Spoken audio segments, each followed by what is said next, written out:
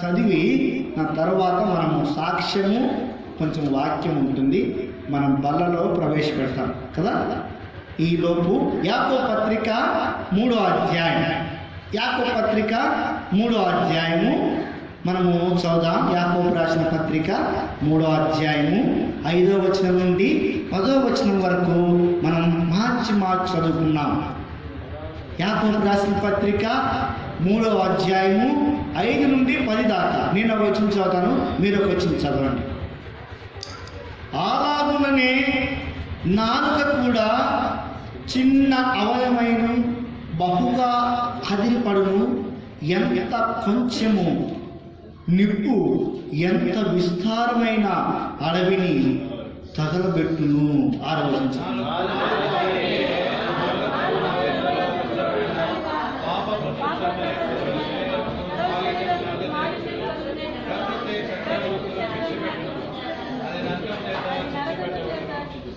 మృగ పక్షి సర్పజలచరములలో ప్రతి జాతిని నరజాతి చేత సాధు కాగలదు, సాధు ఆయను కానీ 8వ వచనం.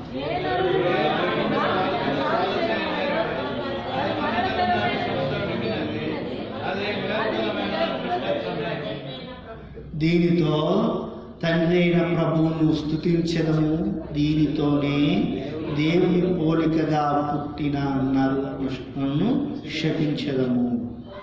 ఒక్క నీటి నుండి శాపవచనము బయలుదేరు. ఈ వాక్యము దేవుడు మన అందరికీ ఆశీర్వదించిందాక ప్రార్థన చేద్దాం. ప్రేమైన తండ్రి, నమ్మదైన దేవా, మధ్యాహ్న కాల సమయంలో ఇంతవరకు నేను స్తుతించి ఆరాధిస్తూ వచ్చిన కొందరం చేయించుకున్నాను. అవును ప్రభా, నా కొరకు కార్చిన రక్తాన్ని బట్టి ఉన్నాను ప్రభా. ఇప్పుడు నీ యొక్క శరీరానికి రక్తానికి సాదృశ్యమైన బలలో చేయకు మునుపు తండ్రి, ఎందుకంటే ఊహ తెలిసినప్పుడు మీ బైబిల్ ఎలా ఉంది? నైస్గా ఉంది కదా. మా బైబిల్ ఇంతవరకు చూపించాడు మీకు అన్నయ్య కదా. మా బైబిల్కు మీ బైబిల్కు చాలా తేడా. నేను ఊహ తెలిసినప్పుడు 1993వ సంవత్సరంలో 1వ తరగతికి జాయిన్ అవుతూ వచ్చా. అందులో శివ పాఠశాల సేవా మందిర్ హిందూపూర్ నందు చదువుకున్నాను. నేను అనంతపురం జిల్లాలోనే చదువుకున్నప్పుడు ఆ సమయంలో మా టీచర్ గారు మంచి బైబిల్ ఎత్తుకొచ్చి మాకు మంచిగా వాక్యం చెప్పేవాడు. ఆ వాక్యాన్ని అనుసరించేవాళ్ళం. అన్ని విషయాలు బాగానే ఉన్నాం. అయితే మా టీచర్ ఒకసారి అడుగుతూ వచ్చా, సార్ మీ బైబిల్ ఏ విధంగా ఉంది, నాకు ఇట్లా ఉందే, ఎందుకు ఆ రకంగా ఉంది అని మా సార్ని అడిగినప్పుడు మా టీచర్ నాకు ఏం జవాబు చెప్పారు. ఎందుకంటే చెప్తే ఎవరన్నా ఇబ్బంది పడిపోతాడేమో అని చెప్పలేదు. నేను అనుకున్నా పెద్దవాళ్ళకు ఒక విధంగా చదువు ఉంటుంది, పిల్లలకు ఒక విధంగా చదువు ఉంటుందేమో, అందుకనే ఈ విధంగా ఉందేమో అని కొంచెం 1 సంవత్సరం ఆలోచన చేశాను. ఆలోచన చేసిన తర్వాత ఒకసారి దసరా సెలవులకు ఇంటికి వెళ్ళాను. 1994వ సంవత్సరంలో దసరా సెలవులకు ఇంటికి వెళ్ళినప్పుడు మా సండే స్కూల్ టీచర్ను, అమ్మగారు మరి మా టీచర్ అయితే నాకు జవాబు చెప్పలేదు, కానీ మరి మా అక్క చిన్నదే, మా అన్న చిన్నవాడే, వాళ్ళిద్దరికంటే ఇంకా కొంచెం నేను చిన్నవాడిని, మీరు ఇంకా పెద్దగా ఉన్నారు, మరి మా అక్క మా అన్న చదివే బైబిల్ ఒక విధంగా ఉంది, మీరు చదివే బైబిల్ అంతా మా అన్న మా అక్క చదివేలాగానే ఉంది, కానీ నేను చదివే బైబిల్ ఎందుకమ్మా అని ఇట్లా ఉంది, నాకు ఒకసారి జవాబు చెప్పమ్మా. జవాబు చెప్పంటే నేను ఇక్కడ చెప్తే నువ్వు మళ్ళా బాధపడతావు, ఇంటి దగ్గరికి రా, నీకు ఒకసారి చెప్తాను అని చెప్పినప్పుడు సరే ఎంతో మంచిగా ఆలోచన చేసుకొని మంచిగా తల దూక్కొని మంచిగా అన్ని విషయాలు చేసుకొని వెళ్ళాను. వెళ్ళిన తర్వాత యోహాను సువార్త 9వ అధ్యాయం చదవండి అమ్మా. 9వ అధ్యాయం 1వ వచనం. ఆయన మార్గమున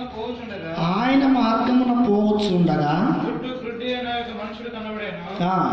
ఆయన శిష్యులు, బోధకుడా, వీడు గుడ్డివాడై పుట్టుటకు ఎవడు పాపం చేశాను? ఎవరు పాపం చేసిను? వీడా వీడిని కన్నవారా అని ఆయన అడగగా, యేసు, వీని కన్నవారైన పాపం చేయలేదు గాని దేవుని క్రియలు వీనియందు ప్రత్యక్షపరచబడటకే వీడు గుడ్డివాడుగా పుట్టును.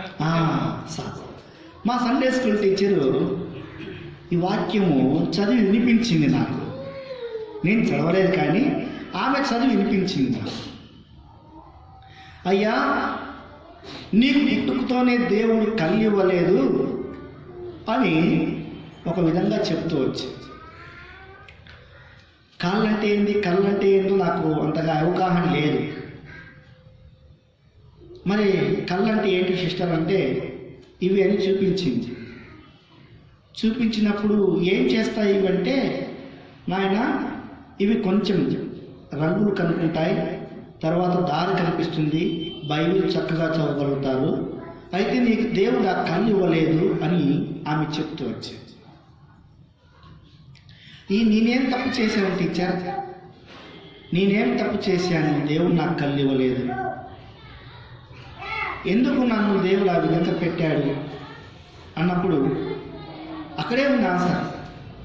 వీడైనను వీని కన్నవారైనను పాపం చేయలేదు, కానీ దేవుని మహిమార్థ కొరకై వచ్చాయి.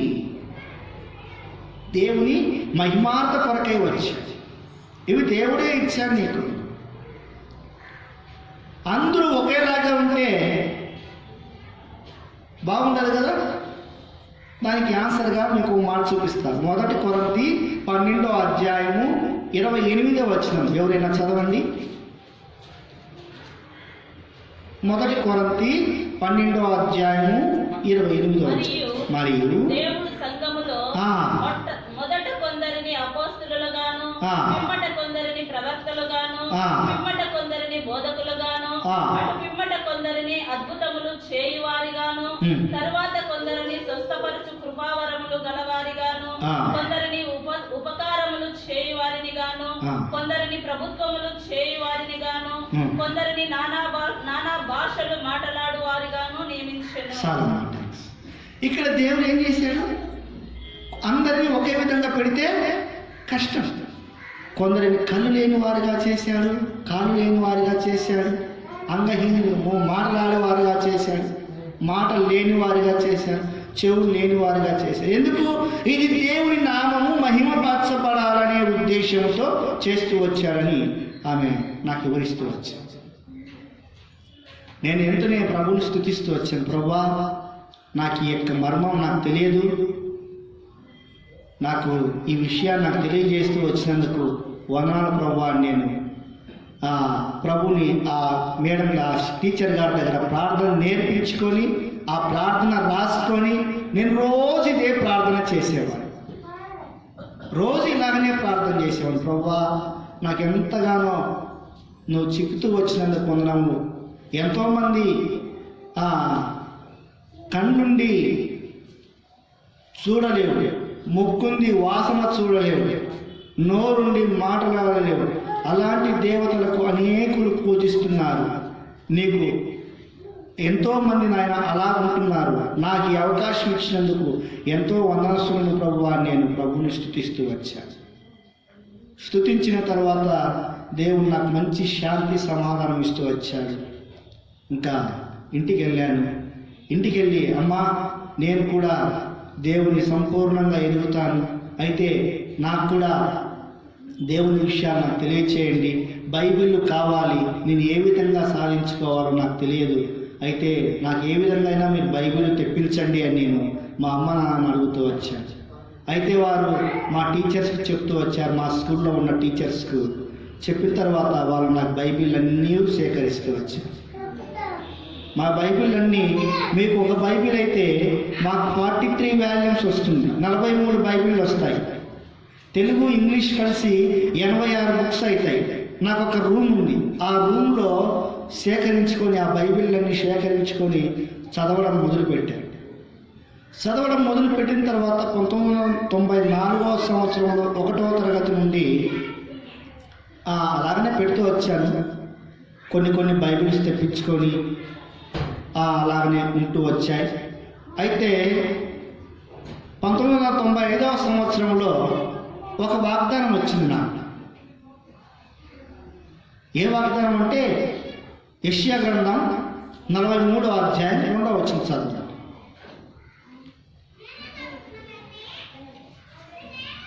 యెషయా గ్రంథం 43వ అధ్యాయం 2వ వచనం చదువు. నీవు జలములలో బడి దాటునప్పుడు నేను నీకు తోడుగా యుందును, ఆ. నదులలో బడి వెళ్ళునప్పుడు ఆ. అవి నీ మీద పొర్లి పారవు, ఆ. నీవు అగ్ని మధ్యను నడుచునప్పుడు ఆ. కాలిపోవు, ఆ. జ్వాలలు నిన్ను కాల్చవు. పిల్లరా, ఎందుకు ఈ మాట నాకు దేవుడు ఇస్తూ వచ్చాడో నాకు అట్లా అంత అవగాహన లేదు. కానీ నేను రాను దేవుని దగ్గరికి వచ్చే కొలది నాకు దేవుడు ఈ విషయాలను తెలియజేస్తూ వచ్చాడు. నేను రోజు ఒకే ప్రార్థన చేసేవాడు. ప్రభువా, నాకు వందనాలు, నా కళ్ళు లేకుండా చేస్తూ వచ్చావు, అందుని బట్టి నీకు వందనాలు. నేను కూడా నీ బిడ్డగా జీవించే బిడ్డగా చేయి, నీ సాక్షిగా ఉండే బిడ్డగా చేయి. అంతే నేను ప్రార్థన చేసేది, ఇంకేం చేయదు.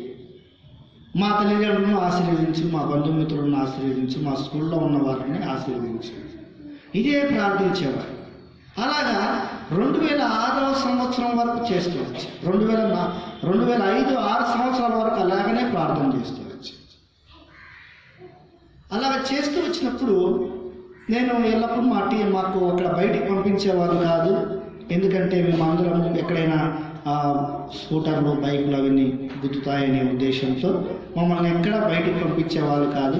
మాకు ఆదివారం ఒక టీచర్ గారు వచ్చి మాకు వాక్యం చెప్పి మాకు బోధించి చాక్లెట్లు, బిస్కెట్లు ఇచ్చి వెళ్ళేవారు.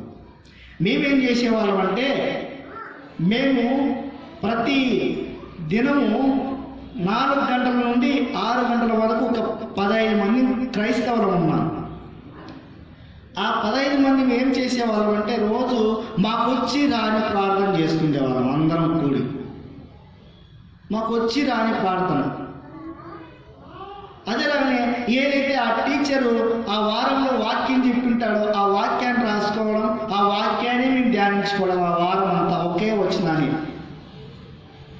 ఉదాహరణకు, దృష్టుల ఆలోచన చొప్పున నడవక, పాపుల మార్గంలో నిలవక, అపహాసకులు కూర్చుని చోట, ఆ వాక్యం చెప్పాడనుకో, ఆ వాక్యాన్ని వారం అంతా ధ్యానించేవాళ్ళు.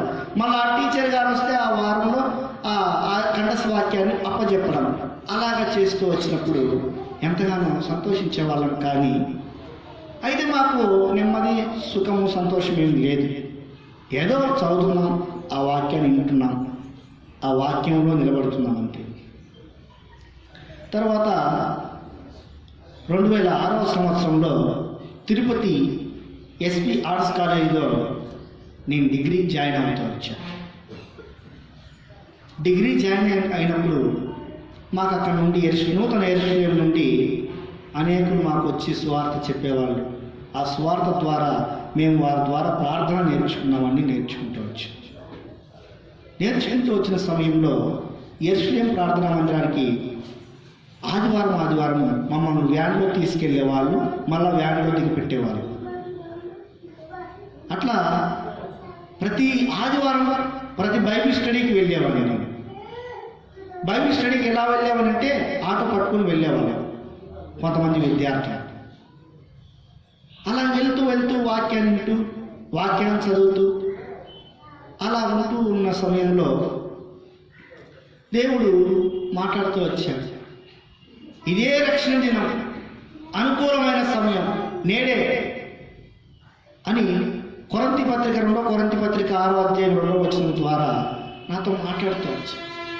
ఈ రక్షణ అంటే ఏంటి, మారుమనసు అంటే ఏంటి, ఇంక ప్రభువుని ప్రార్థన చేస్తున్నాం, వాక్యం వింటున్నాం, ఇంకెందుకు రక్షణ పొందాలా ఏంటి అని ఆలోచన చేసేటప్పుడు అక్కడ ఉన్న అంకులు వారు చెబుతూ వచ్చారు, రక్షణ అంటే పూర్తిగా రక్షణ పొందాలి, దేవునితోనే ఉంటాను, దేవునితోనే నడుస్తాను, ఎటువంటి ఆలోచన పెట్టుకోకూడదు అని కొంత సువార్త చెప్తూ వచ్చారు. దేవుడు లోకమును ఎంతో ప్రేమించెను, తన అద్వితీయ కుమారుని నీ కొరకై పంపుతూ వచ్చాడు. ఇదిగో లోక పాపమును మోసుకొని పోవు దేవుని గొర్రెపిల్ల. ఇలాంటి వాక్యాలు చెప్తూ వచ్చినప్పుడు నేను ఎంతగానో ఆకర్షితుమై నేను కూడా రక్షణ తీర్మానం చేసుకుంటూ వచ్చాను. 2006 జూన్ 25వ తేదీన సంపూర్ణంగా రక్షణ తీర్మానం చేసుకుంటూ వచ్చాను. రక్షణ తీర్మానం చేసుకున్న తర్వాత ప్రార్థన చేస్తే, ప్రభువా నేను కూడా నీ బిడ్డగా, నీ సొత్తుగా జీవించే బిడ్డగా నన్ను చేయి, నీ వాక్యాన్ని నేను ఎల్లప్పుడూ ప్రచురించే బిడ్డగా నన్ను మార్చు ప్రభువా అని ఎంతగానో ప్రార్థన చేసేవాడిని. అయితే మరి అంకులు అడుగుతూ వచ్చారు, దయప్రసాద్ గారు ఏమనుకుంటూ వచ్చారు, మరి బాప్తిజం తీసుకోవాలి, రక్షణ పొందడమే కాదు, నీటి బాప్తిజంలో ఎప్పుడైతే నువ్వు సాక్ష్యం ఇస్తావో అప్పుడే నిజమైన బిడ్డగా చేర్చబడతావు అని చెప్తూ వచ్చారు. రోమాపత్రిక 6వ అధ్యాయము 6వ వచనం చదవండి. రోమాపత్రిక 6వ అధ్యాయము 6వ వచనం చదవండి. ఏమనగా మనమికను పాపమునకు దాసులము కాకుండుటకు పాప శరీరము నిరర్ధకమగునట్లు మన ప్రాచీన స్వభావము ఆయనతో కూడా సిలువ వేయబడినని ఎరుగుదము. 11వ వచనం చదవండి. చనిపోయిన వాడు పాప విముక్తుడని పొంది ఉన్నాడు. ఏం చేయాలా? ఈ యొక్క పాపాలని ఒప్పుకొని విముక్తి పొందాలి. నీటి బాప్తిస్మం ద్వారానే విముక్తి పొందుతామని అన్నగారు సాక్ష్యం చెప్తూ వచ్చినప్పుడు, అయితే అన్న మరలా మన పాపం చేయకూడదా? అవును, చేయకూడదు. నువ్వు అప్పు తీసుకోకూడదు, అప్పు చేయకూడదు, ఏమి చేయకూడదు. నువ్వు ఏ స్థితిలో అయితే ఉంటావో అదే స్థితిలోనే ఉండాలి. దేవుడు నీకు ఇస్తాడు. నువ్వు దేవుని యందు నమ్మిక ఉంచితే నీకు దేవుడు ఇస్తాడని చెప్తూ వచ్చినప్పుడు నేను కూడా పాపక్షమాపణ పొంది బాప్తిస్మంలో సాక్ష్యం ఇస్తూ వచ్చాను. ఎప్పుడంటే నా బాప్తిస్మము డిసెంబర్ 31, 2006వ సంవత్సరంలో నీటి బాప్తిస్మంలో నేను పొందుతూ వచ్చాను. వీళ్ళరా ఆ రోజు నుండి ఈ రోజు వరకు దేవుని వాక్యాన్ని నేను చదువుతూ వస్తూ ఉన్నా, దేవుని మాటలను వింటూ వస్తూ ఉన్నా. అయితే కొన్ని శ్రమలు వచ్చాయి. ఆ శ్రమల్లో కూడా తట్టుకునేటట్టు నాకు దేవుడు సహాయం చేస్తూ వచ్చాడు. నేనెక్కడ కూడా నేను గుడ్డివాడిని, నాకు దేవుడు కళ్ళు లేదని నేను ఎక్కడ ఆలోచన చేయలేదు. ఎందుకంటే దేవుడు మహిమార్థ కొరకే వచ్చాయి కాబట్టి దేవుడు నాకు ఇస్తూ వచ్చాడు ఈ తరుణాన్ని. నేను ఎల్లప్పుడూ ప్రార్థన చేసేవాడిని, ప్రభువా నా ఎగ్జామ్స్ అన్ని విషయాలు నువ్వే సహాయపడతావు అని ప్రార్థన చేస్తూ వచ్చినప్పుడు నాకు దేవుడు సహాయం చేస్తూ వచ్చాడు. బాప్తిసం తీసుకున్న తర్వాత కొన్ని శ్రమలు వచ్చాయి, ఇబ్బందులు వచ్చాయి. అయినా అన్ని దాంట్లకు తట్టుకొని నేను ఈ రీతిగా ఉంటూ వచ్చాను.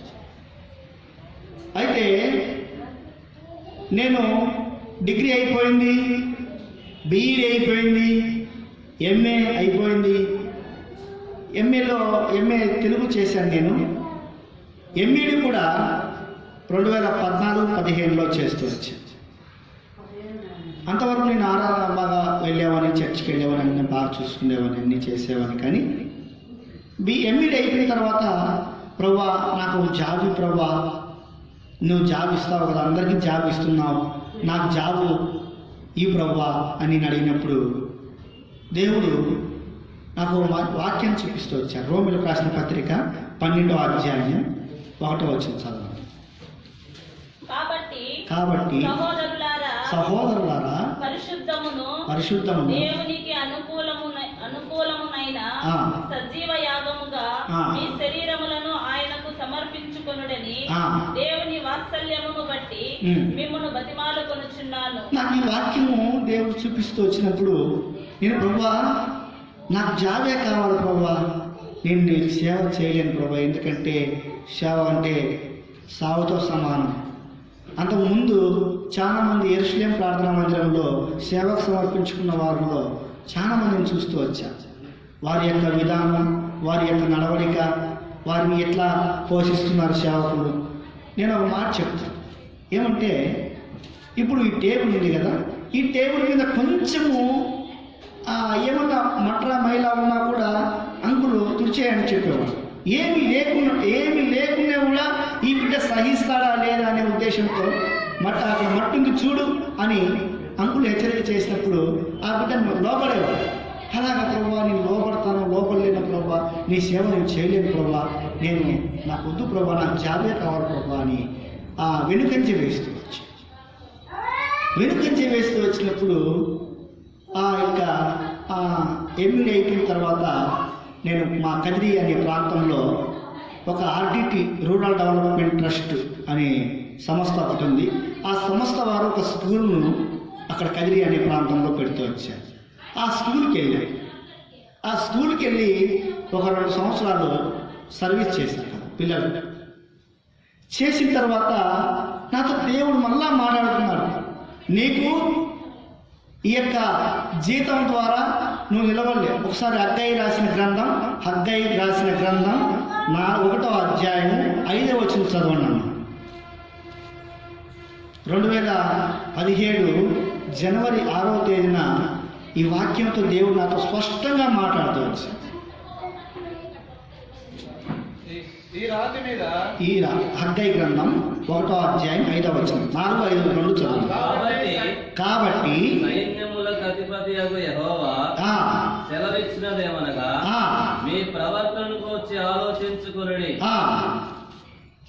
విస్తారముగా విత్తినను మీకు కొంచెమే పండెను, మీరు భోజనము చేయుచునను ఆకలి తీరకయున్నది, పానము చేయుచునను దాహము తీరకయున్నది, బట్టలు కప్పుకొనుచున్నను చలి ఆగకున్నది. యెషయా గ్రంథం 5వ అధ్యాయం 1వ వచనం చదవండి. యెషయా గ్రంథం 5వ అధ్యాయం 1వ వచనం చదవండి. నా ప్రియుని గురించి పాడేదిన వినుడి, అతని ద్రాక్ష తోటను బట్టి నాకు ఇష్టడైన వాని గురించి పాడేదిన వినుడి. సత్తువ భూమి గల కొండ మీద నా ప్రియునికి ఒక ద్రాక్ష తోట ఉండెను. ఆయన దానిని బాగుగా త్రవ్వి రాళ్ళను ఏరి అందులో శ్రేష్టమైన ద్రాక్ష తీగలను నాటించెను. దాని మధ్యను గురుజు ఒకటి వేయించి ద్రాక్ష తొట్టిని తుడిపించెను. ద్రాక్ష పండ్లు ఫలింపవాలని ఎదురు చూచుచుండెను. అది కారు ద్రాక్షలు కాచెను. కావున యెరూషలేము నివాసులారా, యూదా ఇక్కడ ఏమవుతా వచ్చింది? కారు ద్రాక్ష కాస్త వచ్చింది. మీరు ఎంత సంపాదించినా సిరిగిన సంచిలో వేసిన వాళ్ళు. ఇప్పుడు 10,000 రూపాయలు జీతం వస్తుంది, 10,000 రూపాయలు 10 విధాలుగా వెళ్ళిపోతుంది. దేవుడు నాతో స్పష్టంగా మాట్లాడుతూ వచ్చాడు, నువ్వు ఎంత జీతం సంపాదించినా నువ్వు సిరిగిన సంచిలో ఉంటావు. అయితే నా సన్నిధిలో నువ్వు ఉంటే నేను ఖచ్చితంగా నీకు సహాయం చేస్తానన్నప్పుడు దేవుడు నేను ఎంతగానో ఆలోచన చేసి, ప్రభువా దయతో నేను కూడా కారు ద్రాక్ష వల్ల జీవిస్తున్నాను, దయతో నన్ను క్షమించు, నీ సన్నిధిలో నేను నిలబడతాను ప్రభువా, దయతో నన్ను క్షమించు ప్రభువా అని క్షమాపణ అడుగుకునే దేవుని 2017 ఆగస్టు 13వ తేదీ నుండి నేను నేటి వరకు నా సేవలో కొనసాగుతున్నాను. ఇప్పుడు నా సంఘానికి ఒక 20-25 మంది దాకా వస్తారు. అయితే నేనే సొంతంగా ఆ యొక్క సంఘాన్ని స్థాపిస్తూ వచ్చాను. ఎవరి యొక్క ప్రోత్సాహం లేకుండా మన హెబ్రోన్ దాని కిందనే హెబ్రోన్ బుక్స్ అన్నీ తీసుకొచ్చి అక్కడ అనేక విధాలుగా నేను సేవను జరిపిస్తూ ఉన్నాను. అదేలాగానే బైబిల్ వాక్యాన్ని కూడా నేను ప్రతిదినము రోజు నాకు సమయం చిక్కిన కొలది నేను వాక్యాన్ని ఎప్పుడు పఠిస్తూ వస్తున్నాను. అందును బట్టి నేను ఎంతగానో దేవుని స్తుతిస్తున్నాను. ప్రియులారా, ఈరోజు మీరు ఎవరైనా ఇంకా దేవుని నమ్ముకోకుండా ప్రభువైన యేసుక్రీస్తు వారు లోకరక్షకుడు అని తెలుసుకోకుండా ఉన్నారేమో, దయతో నేడే రక్షణ పొందాను. నా దేవుడు నన్ను క్షమిస్తాడు, నన్ను ఆ యొక్క లోకంలో లేకుండా నేను కూడా ఆశ్చర్యకరమైన చీకటిలో ఉన్నాను, వెలుగుగా చేయబడతానని నువ్వు మారవలసి పొందితే నీకు దేవుడు తప్పకుండా సహాయం చేస్తూ వస్తాడు. వీళ్ళరా నా కోసం, నా యొక్క సంఘం కోసం, నా కుటుంబం కోసం మీరంతా ప్రార్థన చేయాలని మనవి చేస్తున్నాను. ఇప్పుడు దేవుని వాక్యాన్ని మనం చూద్దాం. టైం అయిపోయింది, 10 నిమిషాలు చెప్తాను అంతేను. వీళ్ళరా నాలుక తెలుసా మీకు? ఏమైంది? అలాగే నాలుక కూడా చిన్న అవయవమే. ఈ నాలుక ఏం చేస్తుంది? ఒక మనిషిని శపిస్తుంది, ఇదే నాలుక దేవుని స్తుతిస్తుంది. 9వ వచనం చదువుతాం. యాకోబు పత్రిక 3వ అధ్యాయం 9వ వచనం. దీనితో తండ్రి అయిన ప్రభువును స్తుతింతుము, దీనితోనే దేవుని పోలికగా పుట్టిన మనుష్యులను శపింతుము. పిల్లరా, దీనితో ఏం చేస్తున్నాం? మనుషులు శపిస్తున్నాం. చాలా మంది ఏం చేస్తుంటారంటే ఆ కుళాయిల కాడ గొడవ ఆడుతుంటారు. తర్వాత ఇంట్లో జగడాలు, అన్నదమ్మునికి పట్టదు, అక్క చెల్లెళ్ళకి పట్టదు, అత్త కోడలకు పట్టదు. కోడలు మంచి పని చేసిందంటే అత్తకు పట్టదు, అత్త మంచి పని చేసిందంటే కోడలకు పట్టదు. ఇలాగా ఏం చేస్తుంటారంటే షా నువ్వు ఇంకెప్పుడు కూడా బాగుపడవు పో అంటారండి. చాలా శాతము అలా ఉంటున్నారు. అలా ఉండకూడదు, మనం అలాగా ఉండకూడదు. దీనితోనే తండ్రి అయిన ప్రభువును స్తుతిస్తున్నాము, దీనితోనే దేవుని పోలికగా పుట్టిన మనుషులను శపిస్తున్నాము. ఒకవేళ నేను ఎలా ఉంటున్నానో పరీక్షించుకున్నా. ప్రభువా, నేను నీ బిడ్డగా చేర్చబడినాను. నేను ఒకవేళ నీకు ఎక్కడైనా ఆయాసకరంగా నా ఇరుగు పొరుగు వారి మీద కావచ్చు, నా బంధువులను కావచ్చు, నా స్నేహితులను కావచ్చు, ఎవరినైనా నేను దుర్భాషలాడితే దయతో నన్ను క్షమించు. క్షమించబడిన తర్వాతనే నువ్వేం చేయాలా? బల్ల తీసుకోవాలా. పరీక్షించుకోకుండా, పాపాన్ని ఒప్పుకోకుండా నువ్వు ఇదే విధంగానే జీవిస్తూ ఉంటే బల్ల తీసుకోకూడదు. అదే ఏమి రండి, 1 కొరింథీ 11వ అధ్యాయం 27వ వచనం చదువుతాం. 1 కొరింథీ 11వ అధ్యాయం 27వ వచనం చదవండి. కాబట్టి ఎవడు అయోగ్యంగా ప్రభు యొక్క రొట్టెను తినును, లేక ఆయన పాత్రలోనే త్రాగును, వాడు ప్రభు యొక్క శరీరమును గూర్చి రక్తమును గూర్చి అపరాధేగును. ఏమవుతాడు? మరి నువ్వు అపరాధిగా ఉండాలనుకుంటున్నావా, మంచిగా ఉండాలనుకుంటున్నావా? వీళ్ళరా, ఇది నా మాట కాదు, దేవుని మాట. దేవుని యొక్క లేఖనం సూచిస్తుంది. ఎవరైతే అయోగ్యంగా ప్రభు యొక్క రక్తంలో కావచ్చు, ప్రభు శరీరంలో అయోగ్యంగా పాలపంపులు పొందితే నిరపరాధి అవుతావు. ఎవరైనా నిరపరాధి తెలుసా మీకు? ఒక వ్యక్తి అయినాడు, ఇద్దరైనారు, కానీ ఒక వ్యక్తిని చూద్దాం మనం. ఎవరైనారమ్మా నిరపరాధి? చెప్పండి. అంటే చాలా మంది అయినారు, ఒక వ్యక్తిని మాత్రం చూద్దాం. నిరపరాధి. నిరపరాధ రక్తాన్ని అప్పగించి ఎవరన్నారన్నమాట? చెప్పమ్మా, తెలీదా? మత్తయి సువార్త 27:3 చదవండమ్మా. మత్తయి సువార్త 27:3. అప్పుడు ఆయన అప్పగించిన యూదా ఆయనకు శిక్ష విధింపబడగా చూచి పశ్చాత్తాపపడి ఆ 30 వెండి నాణెములు ప్రధాన యాజకుల యొద్దకును పెద్దల యొద్దకును మరలా తెచ్చి, నేను నిరపరాధ రక్తమును అప్పగించి పాపము చేసి తినని చెప్పెను. నిరపరాధ రక్తాన్ని అప్పగించి పాపం చేశాను, ఇంకా నాకు క్షమాపణ లేదా? అయితే దేవుడు ఏంటంటే క్షమించాము. ఆ సమయంలో ఆయన ప్రార్థన చేసే విధానం తెలియలేదు. వీళ్ళరా, క్షమాపణ. నిరపరాధ రక్తాన్ని అప్పగించి పాపం చేశారు. ఆదికాండం 4వ అధ్యాయం 13వ వచనం చదవండి. అక్కడ కూడా ఒక వ్యక్తి ఉన్నాడు. నా దోష శిక్ష నేను భరించలేనంతగా ఉందని. అందుకు కయ్యను, నా దోష శిక్ష నేను భరింపలేనంత గొప్పది. మరి ఈరోజు నువ్వు నేను ఎలా ఉన్నావు? నీకు నాకు ఈ కృప వచ్చిందంటే ఒక్క ప్రభు అయిన యేసుక్రీస్తు వారు నీ కొరకు నా కొరకు బలియాగమై ఆయన రక్తాన్ని సైతం చిందించబడి నీ కొరకు నా కొరకు ఆయన యొక్క పాత్రగా చేసుకుంటూ వచ్చి ఈరోజు ఇంకా ఈ వాక్యం వింటున్నావు, ఇంకా నువ్వు నిరపరాధంగానే ఉంటున్నావా? ఇంకా పాపాన్ని ఒప్పుకోకుండా, శాపాన్ని ఒప్పుకోకుండా, ఆచార్య ప్రకారంగా ఏదో బల్ల ఇస్తున్నారులే, శరీరాన్ని ఇస్తున్నారు, రక్తాన్ని ఇస్తున్నారు, త్రాగుతున్నారు, తింటున్నారులే అనుకుంటున్నావా? తస్మా జాగ్రత్త. అయోగ్యంగా పాల్పంపులు పొందితే నిరపరాధి అవుతా, క్షమించబడతా. ప్రభువా, ఈ వారంలో ఎక్కడైనా నీకు ఆయాసకరంగా తప్పు చేసినదైతే నన్ను క్షమించు. క్షమించబడిన తర్వాత నేను బల్ల తీసుకో. క్షమించబడుకోకుండా బల్ల తీసుకుంటే వ్యర్థం. ఆశీర్వాదం ఉండదు, దీవెన ఉండదు. ఆ దీవెన నీకు కావాలంటే క్షమించబడాలి. దీంతో ఏం చేస్తున్నావు? శాపాన్ని పలుకుతున్నావు, దేవుని స్తుతిస్తున్నావు. నువ్వు ఎలా ఉన్నావు ఈరోజు తీర్మానం చేసుకో, పరీక్షించుకో. నువ్వా నేను అలా ఉండకుండా నీ బిడ్డగా, నీ సొంతుగా చేయి. ఈ నాలుక పాప ప్రపంచమైనదే.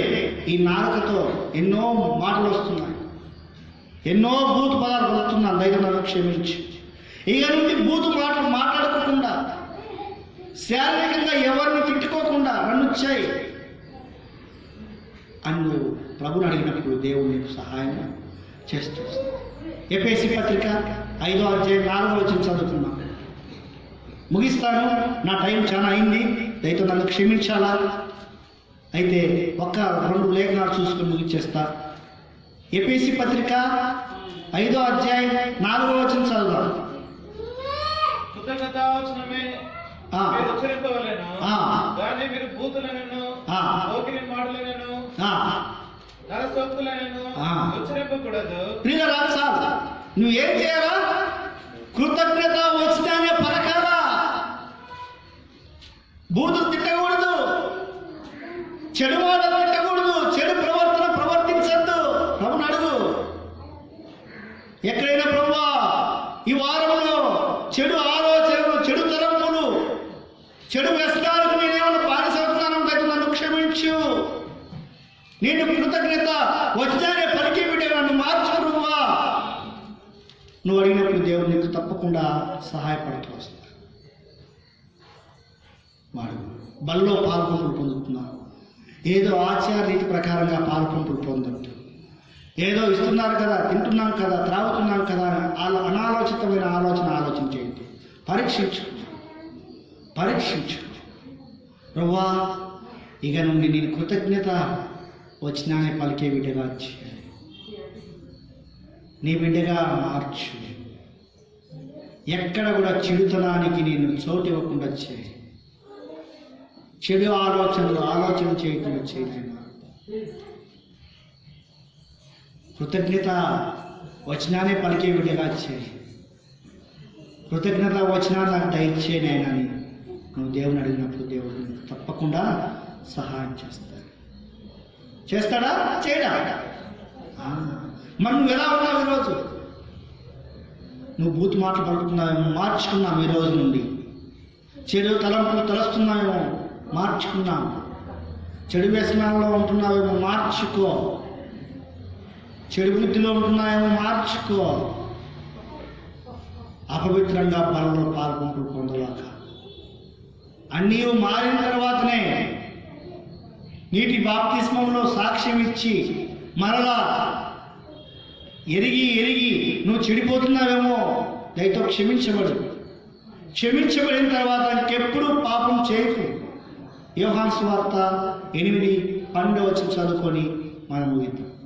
యోహాను సువార్త 8వ అధ్యాయం 10-11 చదవండి. 10-11 8వ అధ్యాయం 10వ వచనం 11వ వచనం. యేసు తల ఎత్తి చూసి అమ్మా వారెక్కడ ఉన్నారు? ఎవరునూ నీకు శిక్ష విధింపలేదా అని అడిగినప్పుడు ఆమె లేదు ప్రభువా అనెను. అందుకు యేసు నేను నీకు శిక్ష విధింపను, నీవు వెళ్ళి ఇక పాపము చేయకుమని ఆమెతో చెప్పెను. దయచేసి వాడు అందరూ అండర్లైన్ చేసుకున్నాను. ఎందుకంటే ఇది ఎంతో ఇంపార్టెంట్. నువ్వు ఇంకెప్పుడు కూడా పాపం చేయదు. ఈ రోజు నుండి చెప్తున్నా, ఇంకెప్పుడు కూడా పాపం చేయదు. ఇంకెప్పుడు కూడా బూతు మాటలు తిట్టవాక. ఇంకెప్పుడు కూడా నువ్వు ఏమి చేయదు. కృతజ్ఞత వచ్చిందని పలికే బిడ్డగా చేతున్నా అని బలలో పాల్గొంటున్నాను. దేవుడు దీవెన దయచేస్తాడు. నువ్వు దయచేయబడాలి. ఎందుకంటే ఇదే నోటితో ఏం చేస్తున్నావు? శాపాన్ని ముట్టుకున్నావు, ఆశీర్వాదాన్ని. నా నోటి నుండి శాప వచనం లేకుండా చేయి ప్రభువా అని అడిగితే దేవుడు తప్పకుండా సహాయం చేస్తాడు. నీ నోటి మాటను జాగ్రత్తగా ఉచ్చరించాలి. పిల్లరా, ఈరోజు నేను ఎలా ఉంటున్నావు?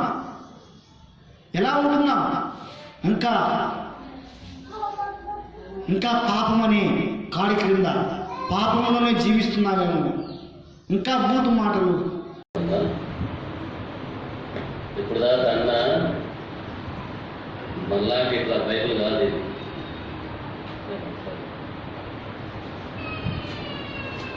ఏమన్నా కనపడుతున్నాయి అక్షరాలు. నేను సూర్యులతో పొడిసిట్లా నేను గమనిస్తాను. ఏది నేను వాక్యం ఏమని చెప్తా ఉన్నాడే అనుకుని ఈడ పెట్టుకొని మొదటి పేతురు 18:19 చదువుకున్నా. ఈడ చేయి పెట్టండి. ఇట్టి చేయి పెడితే ఆ గ్రంథము, ఆ వచనాలు అనుకుంటున్నాడు ఆయన. ఇది ఇంతకు ఏ పుస్తకం అన్నా?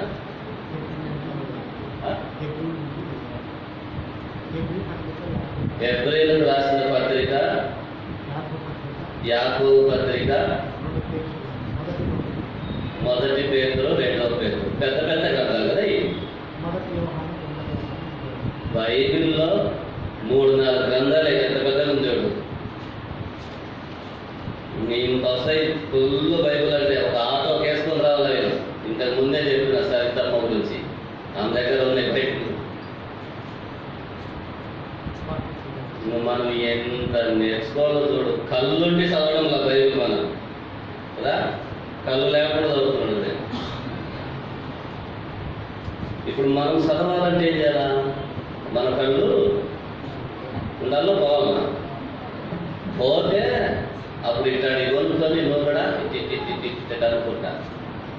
కాబట్టి వీళ్ళ ద్వారా మన పాఠాలు, హెచ్చరికలు, పొరికొల్పు.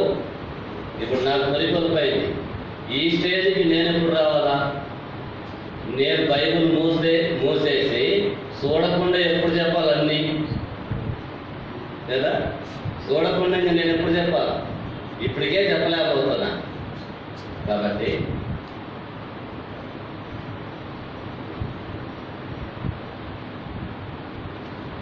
మన మధ్యలో సరిత ఉంది. ఎట్టొచ్చినామన్నానంటే, అంకుల్ ఈరోజు నేను ఒక పాపను ఎంట పెట్టుకొని బస్సులు ఎక్కి కింద మీద పడి వచ్చిన. ఈరోజు నన్ను తీసుకొచ్చేటోళ్ళు లేదు మందిరానికి. ఏమ్మా లేచి నిలబడి చెప్పమ్మా ఎట్టొచ్చినావు? చెప్పమ్మా ఇలా ఎట్టొచ్చినావు?